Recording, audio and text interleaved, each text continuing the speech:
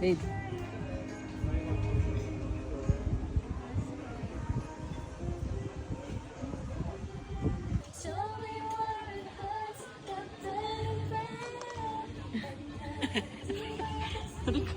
Ipakanta pa eh. Ang ganda ng view, girl. Ang ganda niya kahit mainit, kahit maulan. Yun nga lang, pag maulan, di nga makapag-senti-senti dito.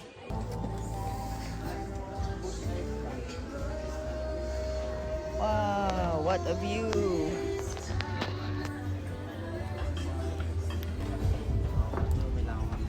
Casper, kain na tayo. Hi, Casper. Hello. Gala-gala si Casper.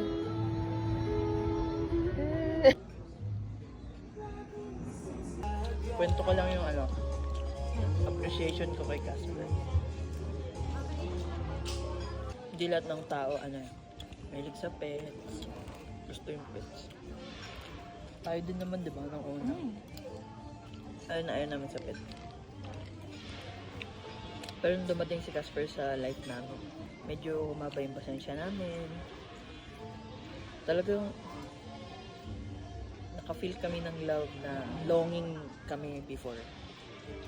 Wala nga lang words of affirmation. Pero action speaks louder than words naman, di ba?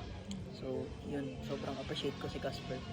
Kaya nung nag-isip ako kung saan ko siya pwede ipasyal na alam kong may enjoy niya, which is dito sa Baguio talaga.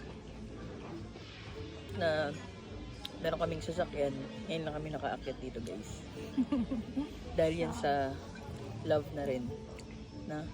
Dahil sa love na rin na maipasyal mo yung Every time. Pag pupunta kami ni Sarah, kami lang dalawa. Kaya pala. Kaya mo pala i-drive. Kaya ko pala Congrats. i-drive. So, Congrats. another celebration. Kaya nadagdagan tuloy yung stay namin dito kasi nag-celebrate ulit kami ng kaya ko pala siya i-drive. Style lang na. Style lang na.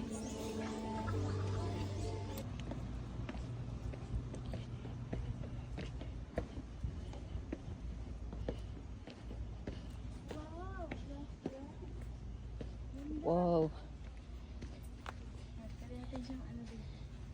Diretso ka lang.